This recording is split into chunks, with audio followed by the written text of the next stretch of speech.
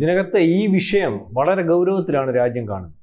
അതുകൊണ്ട് തന്നെയാണ് നമ്മൾ അനാവശ്യ സംസാരം വേണ്ടെന്ന് വെച്ചിരിക്കുന്നത്. പക്ഷേ അമിത്ഷാ ഇന്നലെ ആഭ്യന്തരമന്ത്രി പറഞ്ഞു, ലോകം ഞെട്ടുന്ന മറുപടിയായിരിക്കും ഇതിന് ഉണ്ടാകാൻ പോകുന്നത്, ലോകം ചർച്ച ചെയ്യുന്ന മറുപടിയായിരിക്കും ഇതിനുണ്ടാകാൻ പോകുന്നത്.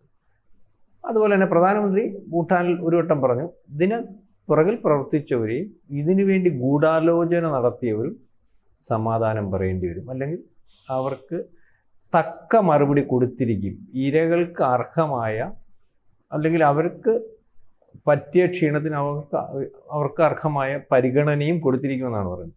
അപ്പം ഇതിനകത്ത് ഇപ്പം വന്നിരിക്കുന്ന അല്ലെങ്കിൽ ഇപ്പം വെളിവായിക്കൊണ്ടിരിക്കുന്നതിനകത്ത് വലിയ ഗൂഢാലോചന തന്നെയായിരുന്നു ഇതിൻ്റെ പുറകിൽ. അതിൻ്റെ പുറകിൽ തുർക്കിയാണ് ഇപ്പം പ്രതിസ്ഥാനത്ത് വരുന്നത്.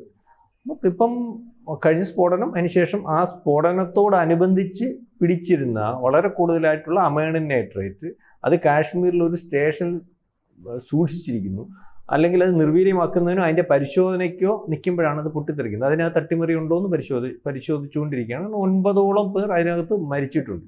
അപ്പോൾ അത് വലിയ പ്രഹരം, ബോംബല്ല, ആ സ്ഫോടക വസ്തു മാത്രമാണ്.